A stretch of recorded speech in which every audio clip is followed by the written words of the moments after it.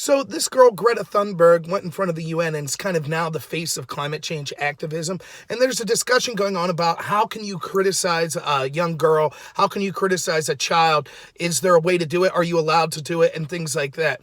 And I think it's really worth having this discussion and comparing the people that are saying that you can't criticize this girl or some criticism of her are over the line. Those same people seem to be the exact same people that had 180-degree opinion when it came to the Covington Catholic kids and what they said about them.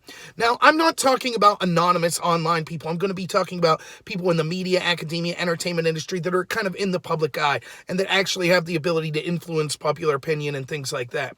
So let's look at these two situations side by side. Now, to start with, I think that if you're a child and you're a teenager and you enter the political arena, then you are opening yourselves up to criticism.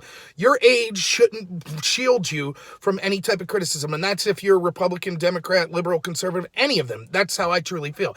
Now, you shouldn't be threatening to attack children. They shouldn't be made fun of for their looks or, things of that nature. But you could say that about an adult as well. Granted, it's more heinous to do it towards a child than it would be an adult. But nonetheless, the typical types of behavior that would be out of bounds for an adult and attacking them for a political argument would also be the same that would apply for a kid that's making a political argument. But I do feel that once you open yourself up to a political position like Greta did, then you're open for criticism. Now, the difference is, so here's the things I've seen that potentially could be out of bounds or that people are saying are out of bounds. Talking about her illness, some conservatives have talked about how she has Asperger's, which is sort of an anxiety disorder and could be considered a mental illness, and it's connected to autism. It has to do with being on the autism spectrum. If you're making fun of her mannerisms and things like that because of this autism, then that's a really bad thing. But if you're pointing out the fact that she has this illness, and therefore it might be a bad thing for her parents to be putting her out there because that could severely affect her anxiety, I don't think that's out of bounds at all.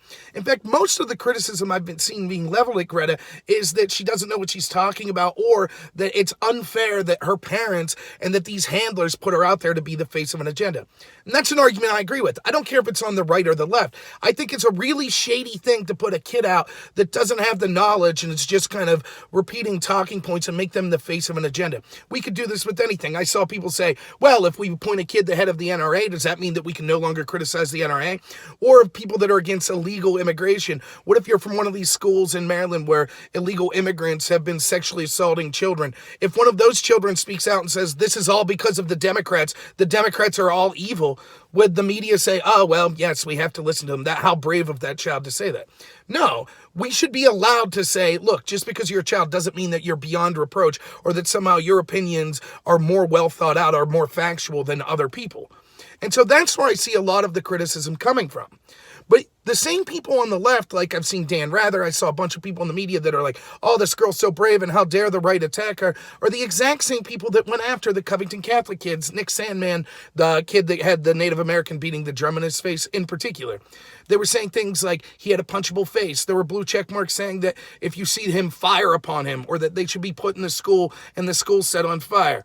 And after we found out that the media actually was using edited footage and the story was the exact opposite of what we were told, that actually we had adult racists that were shouting at these kids for over an hour, and the Native American, instead of being surrounded by the kids, actually approached them and admitted in his own words that he was defending the adult racist from the children, they still decided to defend the adult racist, particularly Nathan Phillips, the Native American drummer.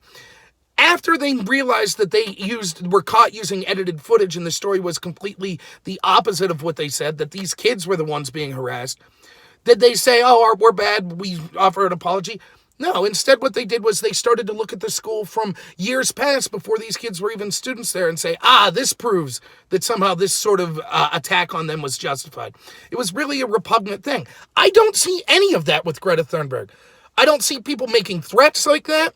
I don't see people trying to delve into, her school to see if her school did anything else. I see people criticizing the people that are handling her. That's about it.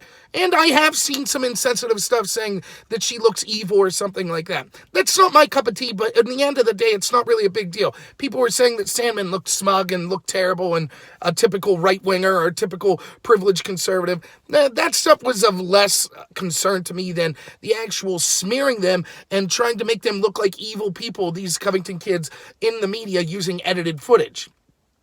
The other thing is, this is very similar to the situation with the Parkland survivors, where you had one Parkland student by the name of David Hogg that was kind of pushing an anti-gun agenda. And he did so in a very vulgar manner. He accused people that disagreed with him of having blood on their hands and being evil, and oftentimes used curse words. Then there was another student that was pro-Second Amendment who also went to Parkland named Kyle Cashew, and he was allowed to be criticized. Reporters went through his Twitter feed and his social media to try to find offensive things he said, and other things like that. The problem with David Hogg was never that he was out there and saying things that were untrue or that weren't backed up. My problem was that he was doing something that we see oftentimes happen, I think more on the left than on the right, which is accusing people that disagree with you of being evil. And that's exactly what we see Greta Thunberg doing. She's saying that we have robbed her. We are terrible people if we don't agree with her. But that's an appeal to emotion that's being used by a child and propped up by these people that share her agenda that is just unfair. If you make that argument as an adult, it's bad enough. But when a child's saying it, then we all have to be like, oh, well, we're ashamed to argue back that that's terrible. But no, it's terrible. Just because she's a child doesn't mean she should get away with calling anyone who disagrees with her evil. And so that's where I think a lot of the pushback is coming against Greta Thunberg. And again, the irony is the very people that are defending her and saying that you can't criticize her or the attacks against her are too much are the very people that were intentionally smearing the Covington kids and defending adult racists. So let's take what they say with a grain of salt. Now, lastly, I've heard people say, yes, but what the Covington kids was specifically heinous and Greta Thunberg didn't do anything. If there is a difference, it's that Greta's willingly putting herself in front of millions of people to be the face of this activism. And the Covington kids went to a rally, but they didn't sign up to be the face of activism or anything like that. So yet they were treated more harshly and investigated more and treated more like people that deserve to be lambasted or ridiculed than by the very same people that are saying, how dare anyone even attempt that on Greta Thunberg? So my take at the end of the day, I recommend this. This is mine. I'm not going to make fun of Greta Thunberg, and she probably believes what she's saying. But I feel that she was basically indoctrinated, and it's really sad for someone that young to feel that their world's going to end in 10 years or in a very short amount of time. I think that's a really terrible thing because it's clear that even people that believe in climate change, such a lot of the scientists, don't think that it's going to be that dire, that we're all going to be dead in such a short amount of time. So it's almost like some sort of death cult, and it's really scary to see how many kids are being indoctrinated into that. But I think that it's ironic that the people that are saying, oh, we have to listen to her and, from the children we shall hear, that's the important message. Finally, someone speaking the truth. Those people defending her are the exact same people that went after and smeared kids that weren't trying to be the face of anything or activism and smeared them using edited footage. Even after they found out that the story was backwards, still continued to smear that school and imply that they were somehow racist. So, hey, if you like this video, thanks a lot. Please like and subscribe to me. Follow me on Twitter at NorRobert at Twitter and at BitChute, which I'll put a link below. And please recommend me to some other people. I try to put videos out a couple times a day, or at least average once a day throughout the weekend. I'll be putting more material out in the near future. So, thanks a lot, everyone, and have a good one.